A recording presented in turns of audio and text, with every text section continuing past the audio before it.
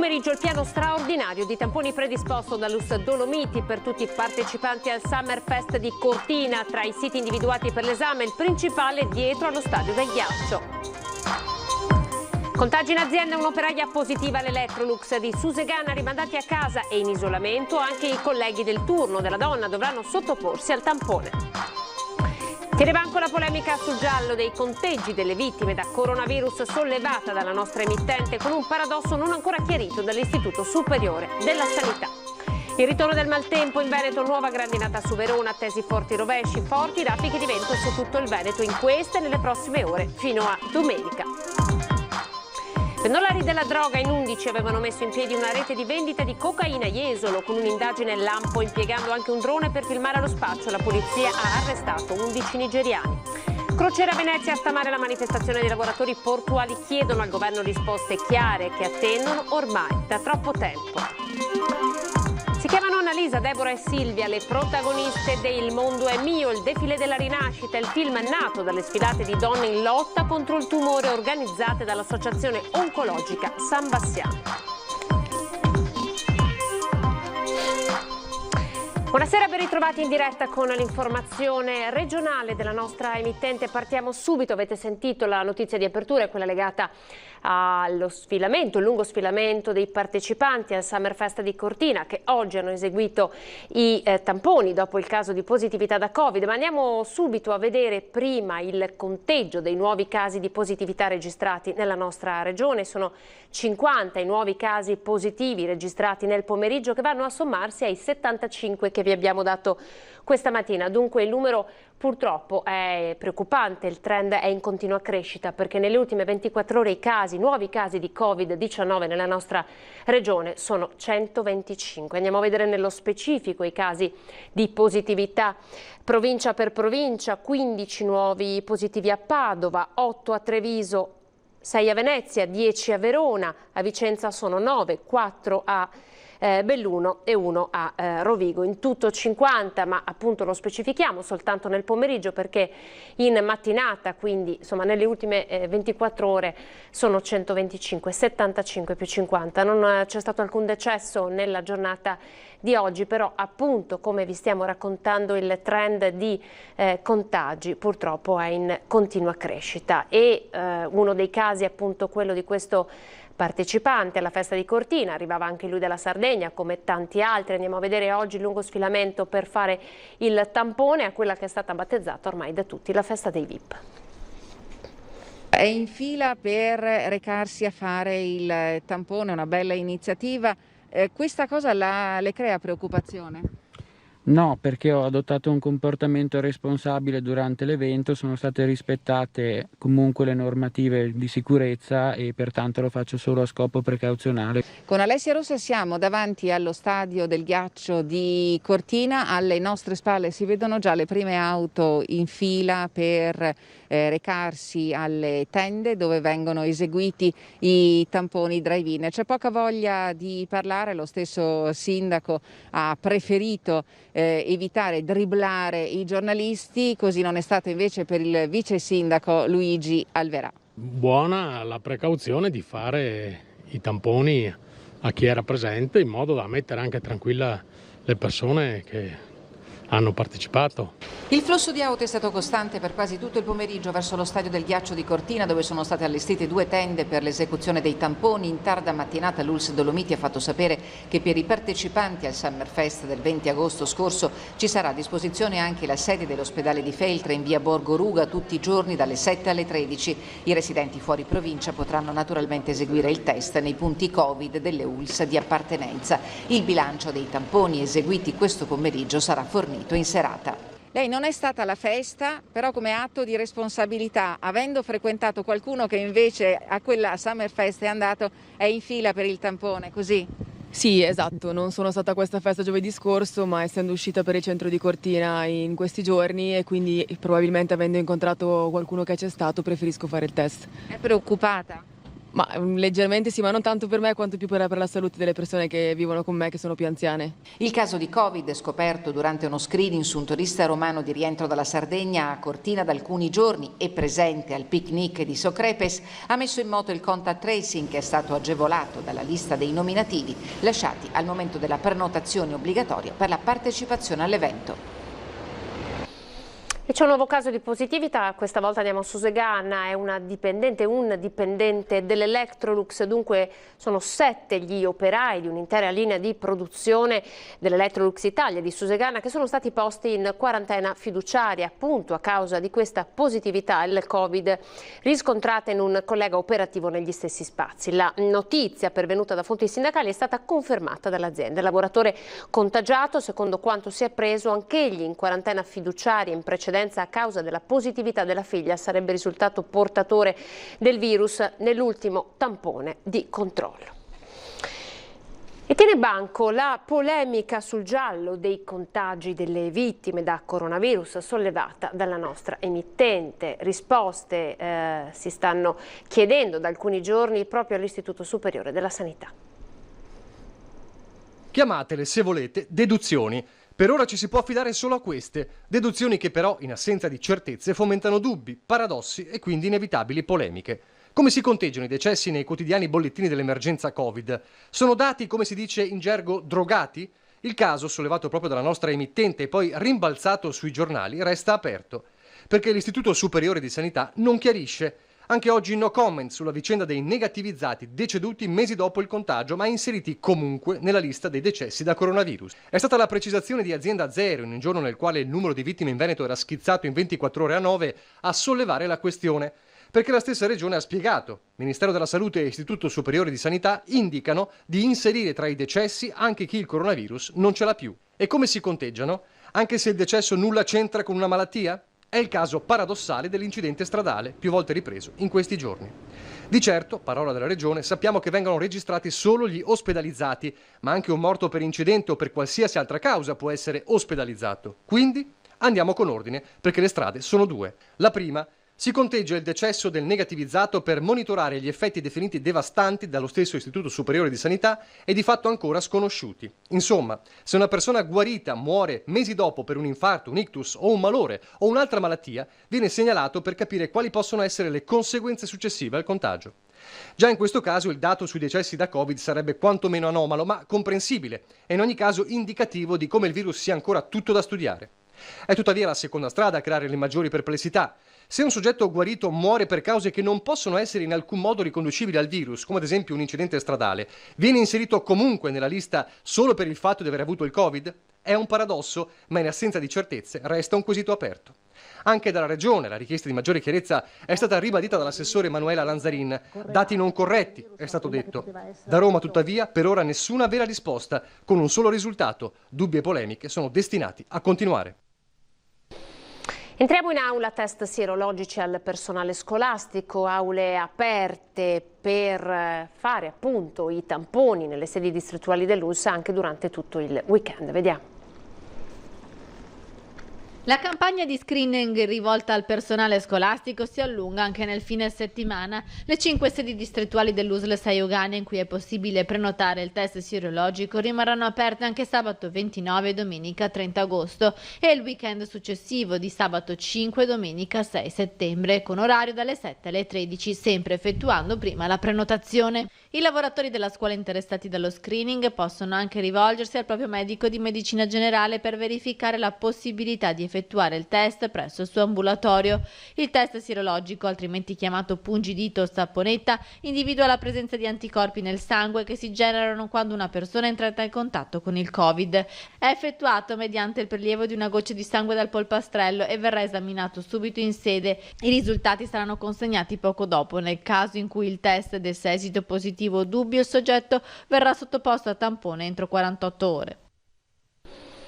Parliamo per un attimo di maltempo perché, come vi avevamo già anticipato anche nella serata di ieri, è stata diramata l'allerta della Protezione Civile del Veneto. Il maltempo è già iniziato soprattutto nel Veronese, una nuova fase di intenso maltempo è in arrivo con forti rovesci, raffiche di vento e locali grandinate che interesseranno tutta la regione fino al pomeriggio di domenica 30. Così appunto come riferito dalla Protezione Civile. Le precipitazioni attese localmente anche intense determineranno l'innalzamento idrometrico nella rete secondaria.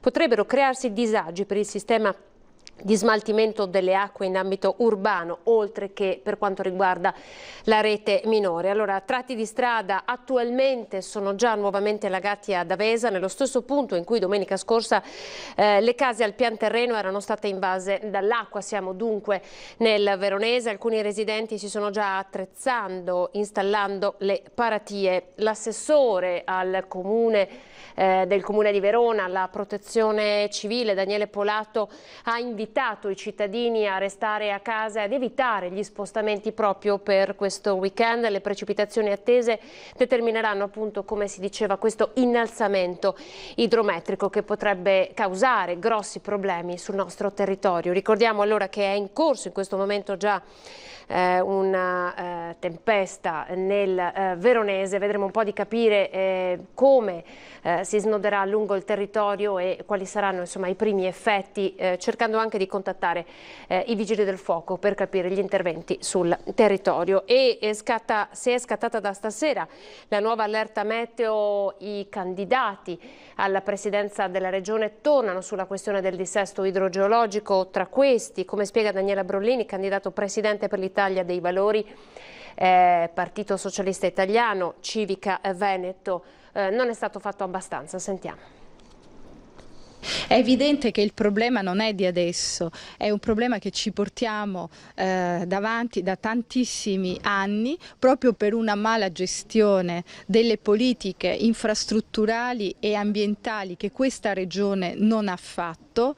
Tanti problemi sul piatto, spiega Daniela Sbrollini, candidata a presidente della Regione Veneto, sostenuta da Italia Viva, PSI, PRI e Civica Veneto. Pensiamo al dissesto idrogeologico, pensiamo a tutta una serie di manutenzioni anche di pulizia dei canali, di tutta una serie di cose, dei fiumi che non sono state fatte da questa regione pur avendo delle competenze specifiche. Ecco, io penso che dopo 25 anni di gestione sempre dello stesso colore politico, Zaia non può dire che non ha responsabilità. Ecco le proposte concrete che arrivano da Daniela Sbrollini. Basta consumo del suolo, bisogna cominciare a parlare di sviluppo sostenibile, di fare manutenzione, di avere cura del nostro territorio così come non è stato fatto finora. Ed è il tema del momento e su questo si è espressa anche un'altra candidata alla presidenza della Regione del Veneto, Patrizia Bartelle, proprio oggi in diretta su Antenna 3. Avevamo dei dipendenti forestali e siamo andati a distruggere questo patrimonio di conoscenza che avevamo già in carico alla regione. Abbiamo in qualche maniera licenziato o messo in carico in altre aziende regionali queste persone. Ripeto, abbiamo distrutto un patrimonio di conoscenza a tanti livelli che non so se riusciremo un domani a ricostituire. Ci sono cose importantissime che vanno fatte, soprattutto, come ricordavo anche nei giorni passati, mettere dei fondi, ripeto, e i soldi ci sono in Regione Veneto, non diciamo che non abbiamo i soldi, sul rifacimento delle fognature delle città, perché quando arrivano queste bombe d'acqua bisogna fare in modo che queste defluiscano il più velocemente. Gli alberi, le alberature vanno monitorate e vanno manutentate, non stupirsi del fatto che nel centro di Verona sono caduti degli alberi monumentali. Ripeto, è una manutenzione costante del territorio e avere il coraggio, anche a fronte di vertenze che ti sarebbero arrivate addosso, di interrompere la cementificazione. Ora andiamo nel Vicentino perché ha destato stupore il caso, benché circoscritto, di febbre dengue nel Vicentino. L'ULSS Berica, già approvata dalla gestione del Covid, sta monitorando la situazione. Vediamo come. Zanzare tigri sono diventate competenti, cioè hanno avuto una piccola modifica genetica, sono diventate appunto competenti per ospitare anche questi germi, questi virus che normalmente girano in maniera preferenziale più nelle zone tropicali. Le zanzare si sono evolute in questo senso. È stata proprio la modalità di diffusione del contagio attraverso una puntura di zanzara tigre ad aver caratterizzato il focolaio di febbre dengue a Montecchio Maggiore. Un caso autoctono circoscritto al numero familiare interessato e dichiarato sotto controllo. È una malattia tutto sommato tranquilla perché dà una sintomatologia similfebbrile con eventuali altralgie. Chiaramente come lo Zika virus, per cui abbiamo avuto delle epidemie negli anni scorsi, quella storica in Emilia Romagna che aveva tanto spaventato, possono essere pericolose in persone più fragili. Archiviato il caso dengue, è sul fronte scolastico che la sanità vicentina è ora impegnata massivamente. Prosegue a pieno regime lo screening anti-Covid degli insegnanti e non. 4.500 i test già eseguiti nei primi 3 giorni, circa 1.700 quelli eseguiti dall'Usberica. I test hanno riscosso una buona adesione finora. Con l'adesione del 60%, adesso sta crescendo e siamo alle 70-80%, ricordando che è un'adesione su base volontaria a cui collaborano anche i medici di base. Prevediamo una prossima settimana di gran lavoro, visto anche le telefonate di richiesta informazioni che arrivano al nostro numero verde. C'è un grossissimo interesse da parte dei docenti. Avete già qualche indicazione su casi positivi? Beh, il quadro è confortante. Dobbiamo dire che si tratta di un'indagine che dal punto di vista epidemiologico mira a valutare come è circolato il virus in una determinata categoria di persone, in questo caso i docenti. In più di 1.000 testati abbiamo solo un caso di un positivo al tampone. La cronaca adesso, ci spostiamo a Jesolo, l'indagine lampo della polizia di Venezia, con l'ausilio del drone ci sono 11 spacciatori in manette, vediamo. Tra i loro clienti c'erano giovani e giovanissimi, ma anche una coppia con il figlio nel passeggino, come documentato dalle immagini. Invece del gelato, dopo cena si va dai nigeriani a prendere la cocaina. La polizia ha arrestato 11 spacciatori pendolari, 6 di loro arrivavano a Jesolo dalla provincia di Venezia, 1 dal Padovano e 1 dal Vicentino, 3 dal Torinese. Arrivavano e ripartivano in corriera, prezzi bassi della droga per aumentare la clientela, divisione precisa delle zone di spaccio, in genere le spiagge di notte. È chiaro che quando c'è un'attività di spaccio c'è un'offerta e l'offerta fatta così alla luce del sole crea delle problematiche, delle rimostranze e tutta una serie di critiche verso quello che diventa e viene definito degrado sociale dell'ambiente, degrado sociale che porta a una nomea e una situazione pregiudizievole per quello che è il turismo. Quindi l'operazione ha permesso di fare pulizia e cercare di riportare quella zona di Jesolo, la zona movida, al divertimento pure semplice. Le immagini della polizia, girate soprattutto di sera e di notte usando anche un drone, sono difficilmente contestabili. Il giudice ha infatti convalidato gli arresti, ordinando per ora il divieto di dimora nel territorio e il processo per direttissima. Sequestrati circa 200 grammi di cocaina, un ottimo giro d'affari per gli 11 nigeriani che vendevano le dosi direttamente o per mezzo di galoppini. Tra loro, nessun richiedente asilo di quelli ospitati a Jesolo è finito nelle mani della mafia nigeriana. Per quello che riguarda questa indagine non ci sono persone coinvolte del centro della Croce Rossa. Manifestazione dei lavoratori portuali questa mattina a Venezia, chiedono di poter lavorare, non è più hub crocieristico la laguna perché appunto tutto il passaggio delle navi è stato spostato su Trieste. Questa mattina qui a Punta della Dogana circa 2000 lavoratori portuali del settore crocieristico e dell'indotto collegato si sono ritrovati qui per manifestare e chiedere risposte al governo dopo anni.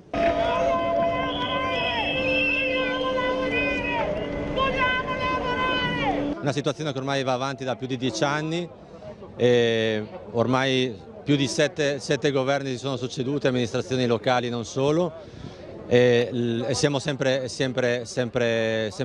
qui, non si fa un passo avanti.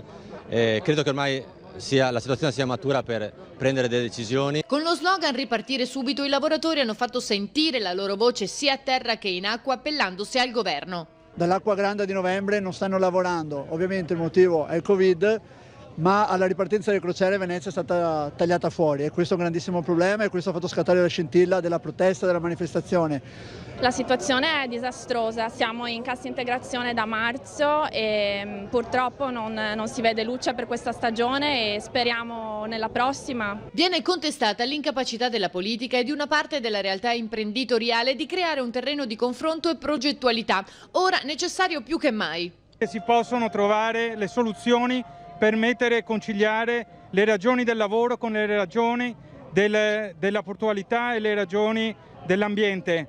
Abbiamo bisogno che i lavoratori tornino a lavorare e possano portare con dignità un reddito alle loro famiglie. Se non entrano le navi muore, ma non muore non solo il discorso crocieristico, ma muore anche il discorso industriale, perché non riescono a entrare le navi per le derrate che fanno funzionare la nostra industria e che permettono comunque alla nostra industria di essere competitiva sul mercato. L'iniziativa è stata commentata dall'autorità portuale che in una nota ha ricordato le attività avviate di recente, come l'erogazione dei primi fondi destinati al sostegno dei lavoratori delle compagnie portuali. Il commissario Musolino inoltre, specifica la nota, non ha partecipato perché la manifestazione, di cui condivide l'importanza, si tiene a ridosso delle elezioni e potrebbe sfociare su finalità non convergenti con gli interessi portuali e le funzioni istituzionali dell'ente. Allora c'è un allagamento che riguarda proprio il maltempo, torniamo a Verona, si registrano allargamenti a Parona, quartiere periferico già colpito dall'acqua alta a settembre dello scorso anno, acqua alta anche al pronto soccorso dell'ospedale Orlandi di Bussolengo, Verona, dove tuttavia non si registrano particolari criticità. Grandine ancora in Valpolicella, che potrebbe essere il colpo di grazia per i vigneti già colpiti dal nubifragio della scorsa settimana. Grandinate anche a Poiano, in Valpantena, altra zona a vocazione vitivinicola e sulle colline di Quinzano. Questi sono proprio aggiornamenti in tempo reale. Intanto ci fermiamo per pochi secondi di pubblicità.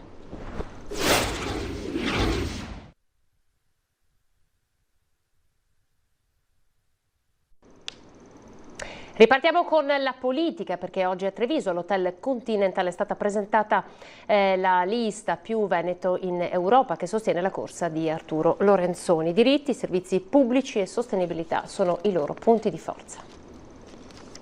È un connubio tra le idee che ci uniscono, da una parte Più Europa, il partito di Emma Bonino e Benedetto della Vedova, dall'altra il partito paneuropeo dei giovani di Volt.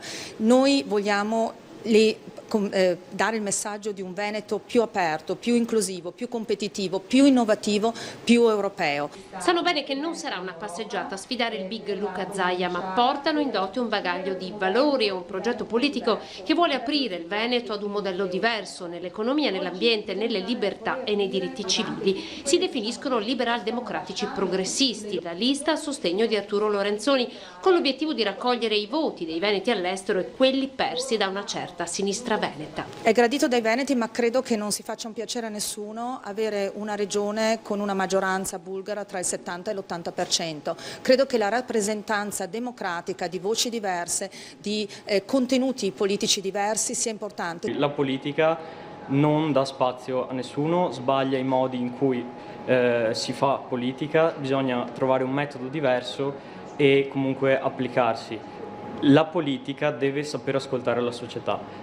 Tutto ciò che riguarda la società ci appartiene. Dobbiamo essere in grado di ascoltarla, confrontarci, come dicevo prima, e dialogare. Lista federalista, convinti sostenitori degli Stati Uniti d'Europa, un'Europa politica ma che sappia dare direttive comunitarie anche nella gestione della sanità. Tra i candidati anche un giovane italo-vietnamita, gestione europea comune dell'immigrazione, la sua proposta, ma anche una dura critica alla propaganda dell'opposizione. Per quanto riguarda i casi della ex caserma Serena, siamo davanti ad un fallimento, ed è il fallimento, secondo noi, di una gestione dell'immigrazione ipocrita che tenta di trovare consenso, come quella dei decreti in sicurezza del governo Salvini, che ha tolto a tante persone che avevano la protezione umanitaria questo tipo di protezione, di conseguenza l'ha tolti dai radar, li ha costretti spesso a tornare in questi centri già affollati, aggravando ancor più la situazione.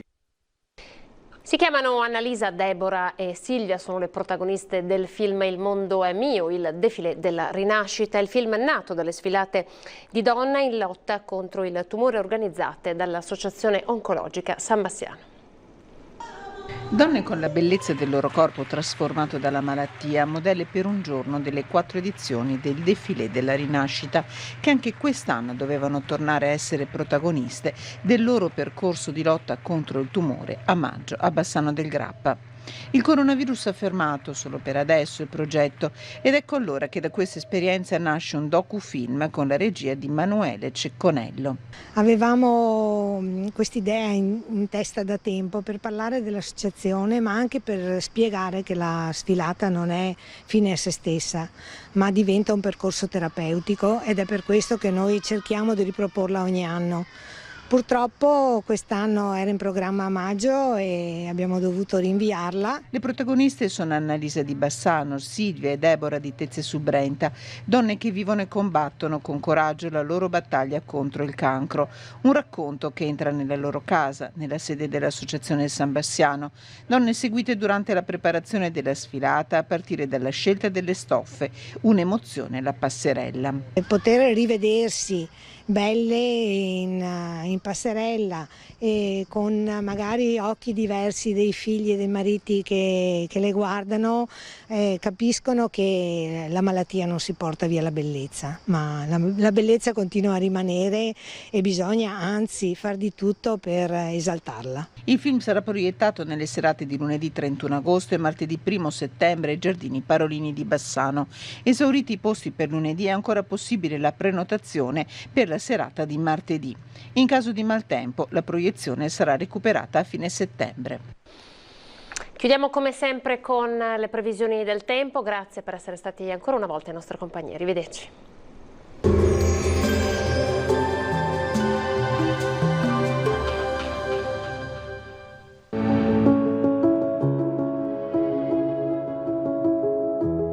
Ad accogliervi sarà Conegliano. Bentrovati al meteo. Drastico cambiamento di scenario nel weekend a causa di una perturbazione che porterà maltempo e temperature in lieve calo. Il dettaglio di sabato 29 agosto. Sul Veneto al mattino ancora qualche spazio soleggiato, condizioni via via spiccatamente più instabili con nuvolosità in aumento, temporali dapprima sulle zone montane e pedemontane, col passare delle ore fenomeni anche altrove, attenzione perché localmente saranno anche forti, il rischio di criticità idrogeologiche. Temperature minime fino a 21 gradi, valori massimi invece tra i 27 e i 32 gradi all'incirca. Ci spostiamo ora sul Friuli Venezia Giulia, in mattinata qualche pausa asciutta, piogge diffuse specie dal pomeriggio, localmente anche intense. Temperature minime tra 19 e 23 gradi, valori massimi oscillanti tra i 30 e i 32 gradi.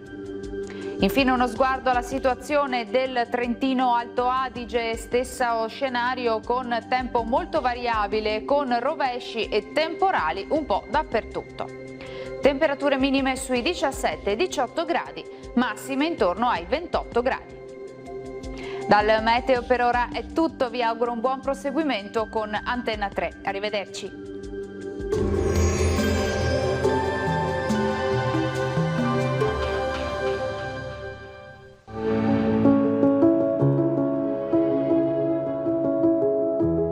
Ad accogliervi sarà Conegliano.